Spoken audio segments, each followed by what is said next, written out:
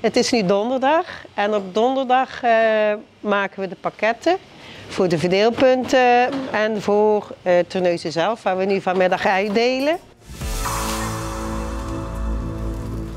We hebben een probleem. Er wordt steeds minder voedsel verspild. Nou ja, op eerste hand klinkt dat natuurlijk niet echt als een groot probleem. Maar de voedselbanken die hebben daar wel last van.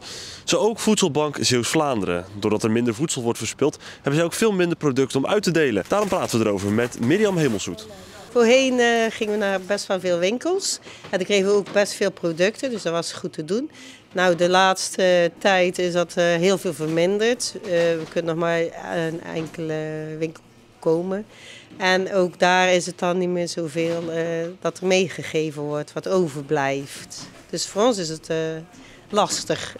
Een paar weken geleden was het magazijn hier bijna leeg. Toen heb ik een filmpje gemaakt. En echt wel een noodoproep naar Voedselbank Nederland gedaan. En toen hebben we toch extra producten gekregen. Dus dat is wel fijn. Dat is toch wel bijzonder, dan is het er kennelijk wel. Ja, dat vond ik ook. Ja, toen kregen we ineens toch wel 60 pallets met producten. En dat vraag ik mij dan ook af. Maar ja, weet je, zo werkt het blijkbaar. Het is ergens wel positief dat er minder voedselverspilling is, toch? Ja, absoluut. Maar de mensen die geen centjes hebben, die hebben toch ook eten nodig. Dus dat is toch wel noodzakelijk dat we die helpen. Hier maken we de pakketten. Mensen die alleen zijn of met 2 of 3 personen, die krijgen 1 bakje vanmiddag. 4 of 5 personen in een gezin, die krijgen 2 bakjes. En 6 en meer, die krijgen 3 bakjes. Hier staat altijd de voorraad van langhoudbare producten.